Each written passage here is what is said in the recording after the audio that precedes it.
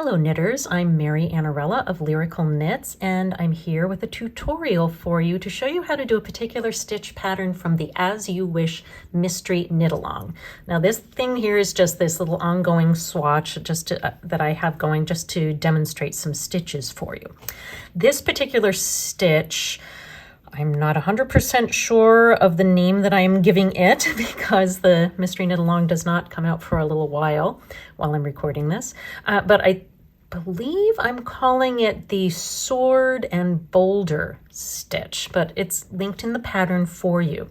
Now, what I'm working with here is C3. This is my colorway 3, and I have just knit a row with it. Over here that I'm not working with, this purple is my C4. So I've just knit a row with C3. And the next row, the wrong side row, is a row where we have to do something a little funky, a stitch that is called the Purl 1 Elongated. It involves purling a stitch but wrapping the yarn around your needle one extra time from the way you normally purl. So I'm going to take you through this whole thing here. So let's go back, and you're going to end up having to knit the first 3 stitches anyway. So let me just get into the part of the pattern where we're going to do that purl elongated. Now, when you purl a stitch, normally, oops, that one was on the needle in the wrong way. When you purl a stitch normally, I go in, I'm a continental knitter, I go in, I wrap it around the needle and kind of push it through with my thumb. But for the Purl 1 Elongated, we're going to do that just like that, but I'm going to wrap it around one more time. And when I pull it through, you can see that there are 2 loops on there. I mean, it's just all one long loop. But what that does is elongate the stitch, and we're going to need it to be elongated later on with the next couple of rows that we're going to be doing. Now, this is kind of a tricky row to do because it's not, purl 1 elongated, purl 2, purl 1 elongated, purl 2. No, it's purl 1 elongated, purl 2 the regular way, purl 1 elongated, and again, this is how I normally would wrap, but you're going to wrap it one more time and then slip it off the needle. And then it's purl 1. So let's see, purl 1 elongated, so an extra wrap. And again, you can see the 2 loops on there. Purl 2, the usual way. And then purl 1 elongated. I'll get a little closer up right here. The sun is really bright where I am right now, so I'm wanting to see a little bit better. There we go. And purl 1. Purl 1 elongated. 1, 2, and I'm a continental knitter, so I kind of use my thumb to sort of stabilize things as I slip it off the needle. 2, go, purl 2. And let's do one more purl 1 elongated.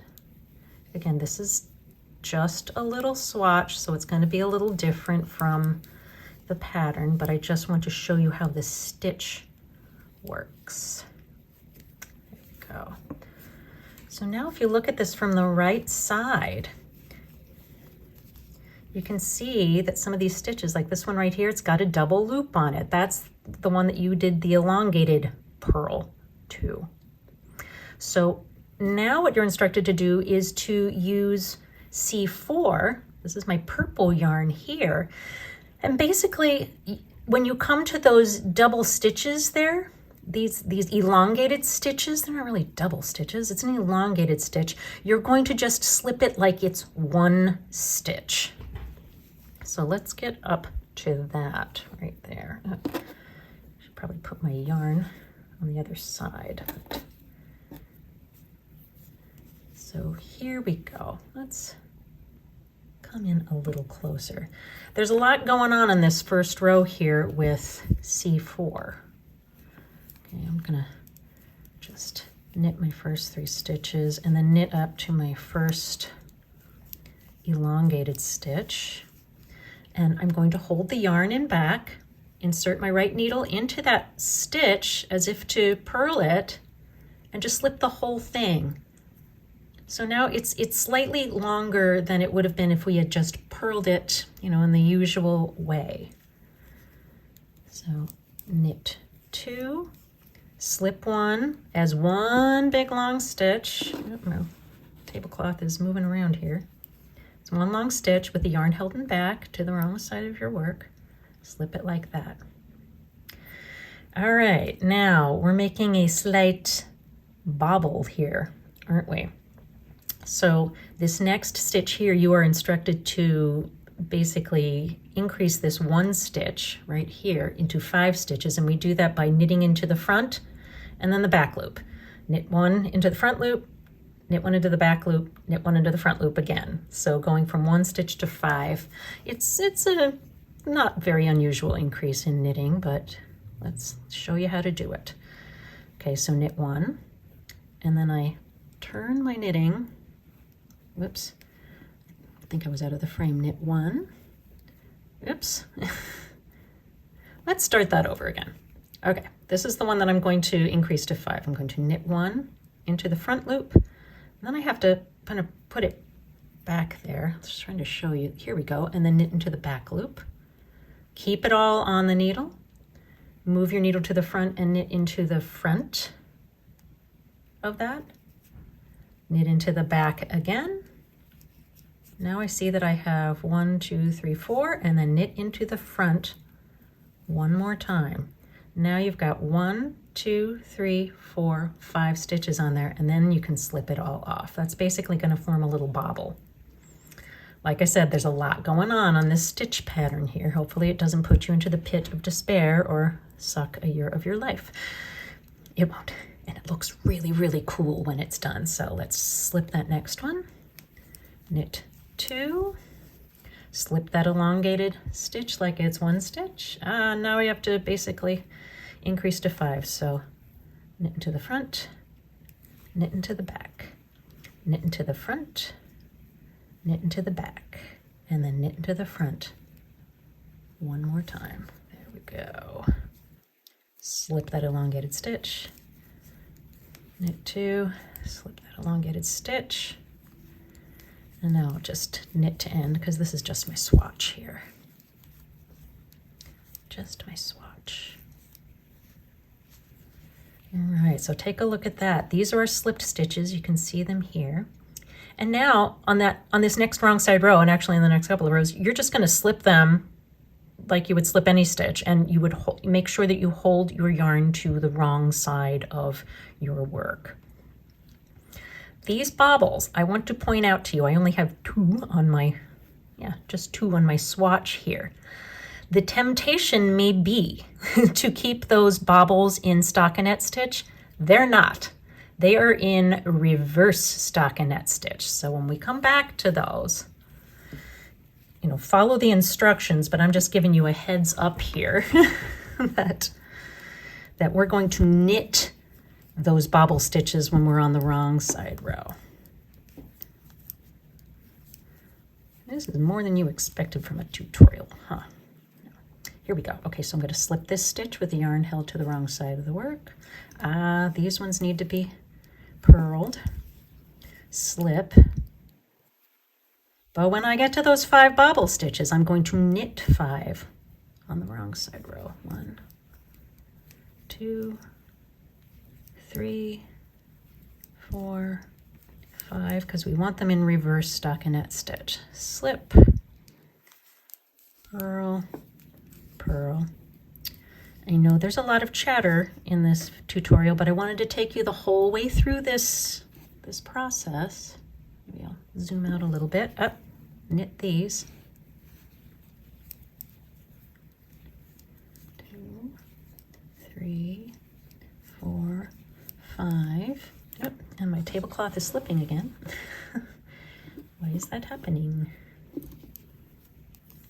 There we go. No, but I'm putting some chatter in here and showing you the whole process because someone's going to have a question about it, and the rest of us can just forward ahead to the parts we need, and I will write those times for you in the description. Okay, so there we go. So we've worked our second row with C4. Now we're going to work 2 more rows with C4, but you know what? Let's make sure we remember to twist this up. Otherwise, we're going to have this big old loop when we come back to use C3. So I'm going to do that right now. Here's my ball of C3. Let's twist it around. Here we go. Just kind of twist it over like that. Put back there. And now when I come here, I can see that they have been twisted, and that's going to carry that up for me because, like I said, we're doing 2 more rows in B. This is not an every other row kind of stitch pattern. All right, so this next row is pretty darn easy. We're still going to slip those stitches that are in C3, and we'll knit the ones in between those stitches, but the bobble of unusual size, we're going to purl those because remember we're keeping the bobble stitches in reverse stockinette stitch. So just follow the pattern directions for that particular row, but I just wanted to show you how to do it.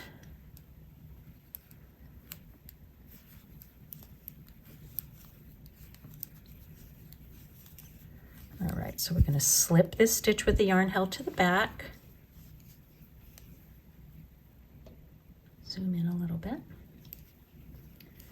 Knit 2, slip, need a little more yarn, and purl 5. Purl 1, 2, 3, 4, 5. Slip, knit 2, slip, bring your yarn forward and purl 5, 2. I know my thumb gets in the way. I cover things up, don't I, when I purl. It helps me go a little faster. Slip, knit 2, and slip. And I'll knit to the end there. All right, so it's on this next wrong side row coming up that we're gonna decrease these bobble stitches back into 1 stitch. So when we come to those, we're still gonna slip these stitches here that are in C3, and aren't you glad we elongated them? Look how far how many rows we're slipping them. That would get wicked tight if we didn't put an extra loop on that. So we'll slip these, we'll knit the ones in between them, but these bobble stitches, we're going to knit them together. And I will show you how to do that too. Get a little more yarn here. Let's cut that out of the video.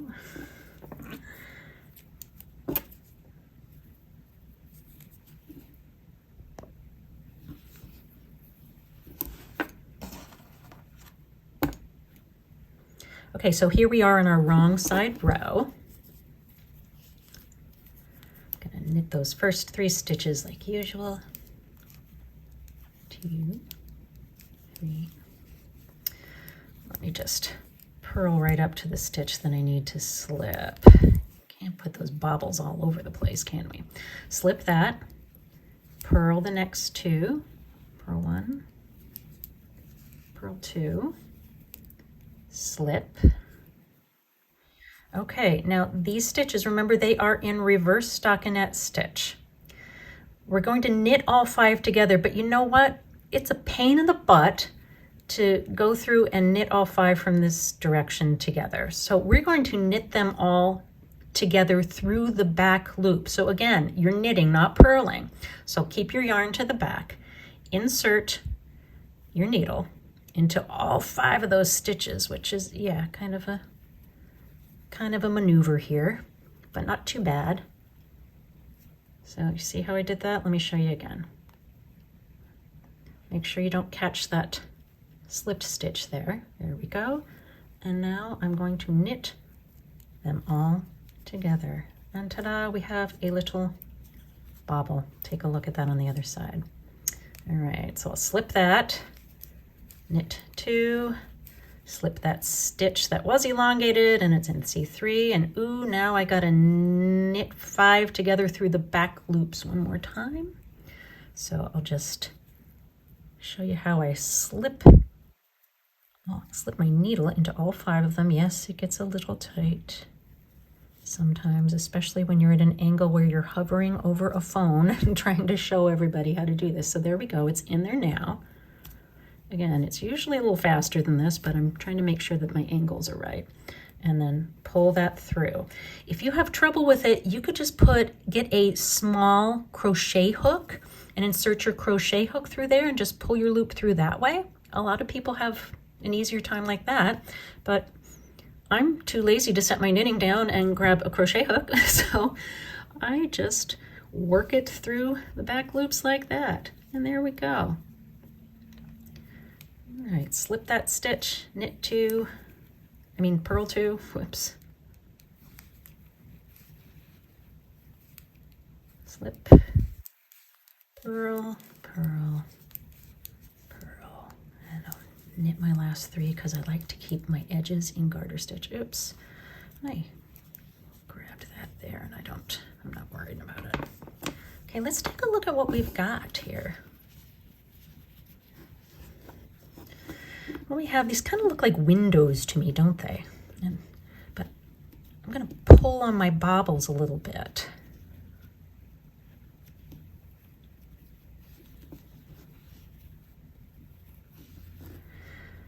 And they will pop a little more when I show you what we do on this final row of these swords and boulders. These bobbles are the boulders that Fezzik first threw at the man in black. Yeah, I don't even exercise. Okay, so what you're going to be doing on this next row is work with C3 again. Aren't you glad you twisted it up on the edge of your work here? And we're going to be working a cable not across the bobble, but across these 4 stitches here, right here. These 4 stitches are going to be cabled. These 4 stitches will be cabled. These 4 stitches will be cabled here. We're not going to cable those bobble stitches. So let me knit up to the point where we're going to cable, and you won't even need a cable needle for this. Because we elongated the stitches, they are not going to go anywhere. So what we're going to do is basically this. We're going to let this stitch come right off the needle. Just let's let it fall off. Look, it's not going anywhere, is it? It's just there. It's not going to go anywhere. Slip the next 2 stitches onto your right needle, and then let this 4th stitch, this next slipped elongated stitch in C3 off the needle too. And before you go, ah, I can hear the screams from the pit of despair. They're not going anywhere.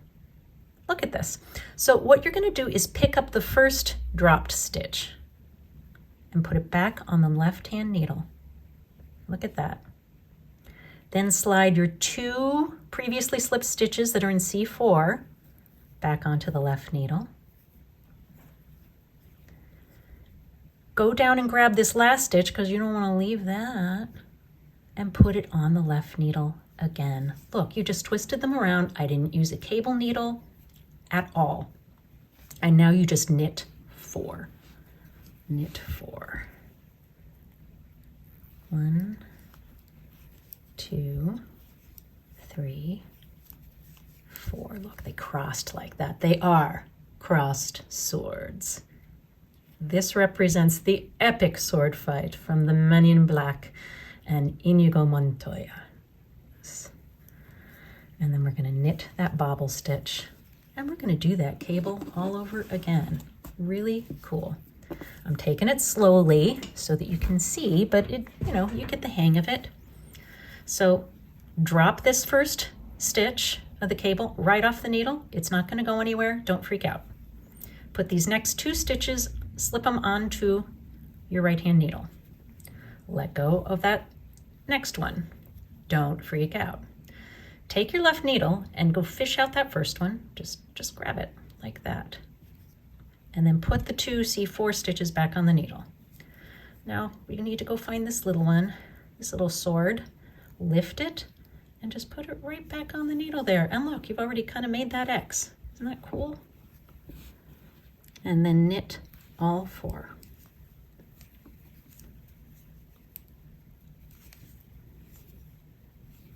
There we go. Oh, that looks so cool. And then, you know, once you get a couple rows past that, those bobbles pop. So here we have the boulders and the crossed swords. I just think that's so cool. So cool. And don't worry, I don't have you doing like 6 rows of this because I don't want you to die. This is a complex stitch pattern, and ooh, I'm going to use it in something else sometime. I think it looks so cool. Now I want to show you on this last cable that we'll do a little shortcut that I do. You know, this is an advanced technique here. It's not that advanced. Instead of doing, you know, drop this stitch, move these 2 onto the left needle, drop this one, I'm going to take this needle, go behind the first dropped stitch, and slip this needle here into those 2 C4s. See how I did that?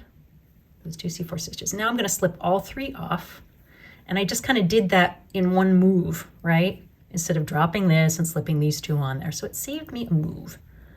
So now I'm going to let go of that one, and now we'll just do the same thing. I'll put the first slip stitch back onto the needle,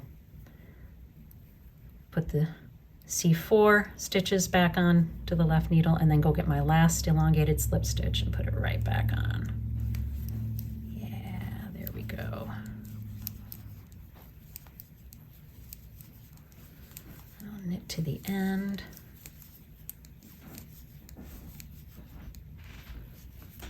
There we go. Trying to keep this in the view for you. And here we are. There are our boulders and our crossed swords right there. On the next row, the wrong side row, these are all going to be knit, so it'll look like a purl there, so it'll be balanced like that, and that actually makes the swords kind of stand out a little better. So I'll be right back and show you how that works. And here we are. I've done that 1 row of garter. I did that one wrong side row in C3, and you can just see it gives you a nice little line here. So you have these crisscrossed swords and the 2 boulders. Watch out for Vicini's wine next.